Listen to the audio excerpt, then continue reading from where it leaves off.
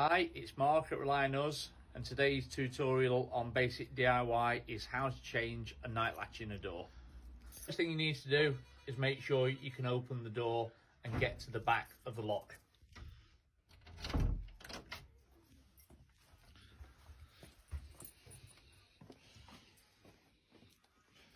Now this is the bit we're going to be removing first. The first thing you need to do is remove these two retaining screws which are holding the latch bit of the night latch onto the faceplate on the door. So if you quickly unscrew those,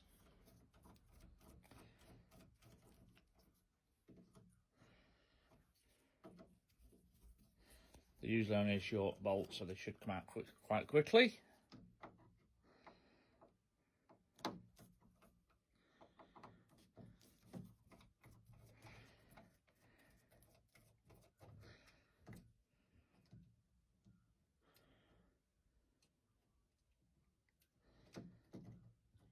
So that's those two removed.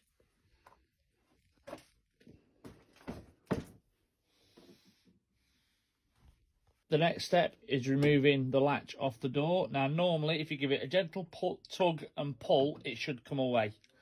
As you can see, you've got two hook plates here and your two little face plates here. On the back of your night latch, those hook plates go behind this plate here, and then your two little screw receivers at the front go behind these. So when it's fixed back in place, this is held onto that. Okay. Your next step is to unscrew these two little bolts here. They're what are holding the Yale cylinder in place.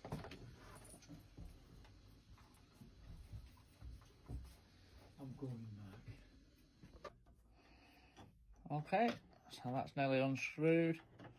And at that, now there's nothing holding the Yale cylinder in place, so if you just give it a gentle prod, that'll slide out. Okay, so basically you've got both parts of the lock taken out now. To replace it, if you can get a like for like, nip down to your local hardware store, take the lock in and put it down on the counter, they should be able to replace it for you. The first thing you need to do when you get home is look at your old barrel and your new barrel. This bar is usually a lot longer and you cut it down to size. So the best thing to do is put your old barrel next to your new barrel, mark on the new barrel where you need to cut down to with a junior hacksaw, cut it down to size. If you're doing a like for like, you don't need to remove anything else, so you can keep this plate on the door and you can actually use that for bolting your new lock into place. Likewise, if the sheep's okay on the door frame size, you can keep that there. If you need to take that out, it's just a simple unscrew there and slide that out and then put the new one in. You've cut your cylinder down to size. It's now time to put it back in the door. So reverse steps as of before. First thing to do is slide your Yale barrel straight back into the lock.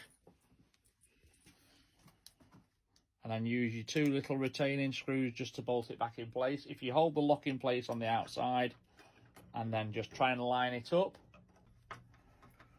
Okay, so that's your two retaining screws back in place. So the cylinder's now back held in place in the door. And then the last step is the most tricky step, unfortunately. That is replacing the back in line on the back of the door. One little point is, on the back of the Yale cage, there'll be an arrow. And then on the back of this little cylinder piece here, there'll also be another arrow. You just need to make sure that those two are aligned. So one arrow is pointing down and one arrow is pointing up. This last step, unfortunately, is the trickiest bit. With your keys in the cylinder at the front, so you're keeping the spindle central and level, it's a case of lining up the retaining screw bolt positions and the lugs on the back. Up and back in place, it's just a case of just screwing the two retaining screws back in on the edge. Which should only take a second. Again, make sure they're nice and tight.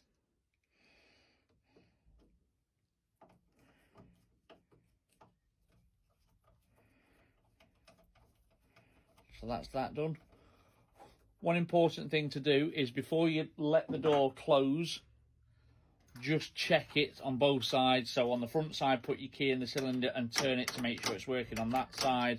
And then on the back side, just by pressing the lever down, just to make sure everything's operating correctly, because the last thing you want to do is let the door close and there's a problem and the cylinder's locked and then you can't undo it. Your next step is to unscrew these two little bolts here. They're what are holding the Yale cylinder in place.